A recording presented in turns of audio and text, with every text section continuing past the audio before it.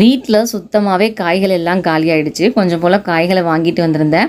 அதை ஸ்டோர் பண்ணலான்னு சொல்லிட்டு ஃப்ரிட்ஜை ஓப்பன் பண்ணும்போது தான் தெரியுது, ஃப்ரிட்ஜில் அங்கங்கே பொருட்களை எடுத்து அப்படி அப்படியே போட்டு வச்சுருக்கேன் அப்படின்ட்டு. இன்றைக்கி கொஞ்சம் ஃப்ரீ டைம் கிடச்சிது. அதனால் அந்த நடு பாட் மட்டும் க்ளீன் பண்ண ஆரம்பிச்சிட்டேன். ஏன்னா சைடும் நீட்டாக தான் இருந்தது. களைஞ்சதை மட்டும் அடுக்கி வச்சுட்டு இதில் இருக்கக்கூடிய பொருட்கள் எல்லாத்தையும் எடுத்து வெளியே வச்சுட்டு அதில் யூஸ் பண்ணக்கூடிய மேட்டை அந்த பாக்ஸஸ் எல்லாத்தையும் வாஷ் பண்ணி வச்சுருந்தேன். அதுக்கப்புறம் ஃப்ரிட்ஜையும் க்ளீன் பண்ணி விட்டுட்டு எல்லாத்தையும் ரீஅரேஞ்ச் பண்ண ஸ்டார்ட் பண்ணிட்டேன்.